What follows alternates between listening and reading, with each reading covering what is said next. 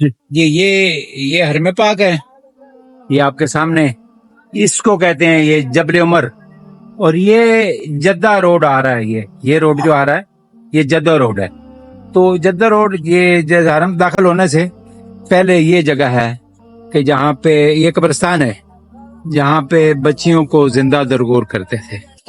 کہ وہ جگہ ہے، یہ ایسی پڑی ہے، وہ قبرستان ہے بالکل حرم کے قریب، یہ سین ہے حرم کا، اور یہ وہ جگہ پڑی ہے۔ اس میں جو پتھر کٹھے پڑے ہیں یہ وہ قبر ہے تو بس قبروں کے نشان ہی ہیں، جی کچھ نشان ہے قبروں، یہ پورا قبرستان ہے، یہ وہ قبرستان ہے جہاں پہ بچیوں کو زندہ درگور کرتے تھے۔ تو ہمارے لیے یہ ایک یادگار ہے، ہمارے لیے نصیحت ہے، اللہ تبارک و تعالی ہمیں آخرت کی تیاری کی توفیق عطا ان بچیوں کو زندہ درگور ہونے سے بچایا اور ہمیشہ کے لیے بچا لیا آقا کریم صلی اللہ علیہ وآلہ وسلم نے۔ سر بہت شکریہ آپ کا، آپ ہمیشہ کی طرح ایک بار پھر شفقت فرمائی، اور یہ آج تک ہم نے کسی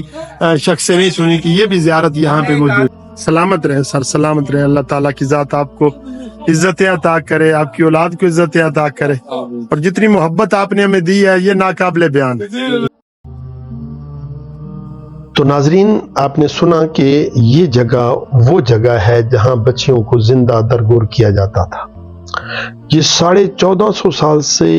اسی طرح پڑی ہوئی ہے، یہاں پہ کسی قسم کی کنسٹرکشن نہیں ہو سکی،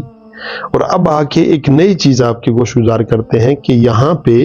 اس عمرہ کے دوران ہمیں یہ بھی معلوم ہوا کہ وہاں کنسٹرکشن کرنے کی کوشش کی گئی حال ہی میں، جب ارد گرد یہ ہوٹل بنے، حرم کعبہ کے گرد یہ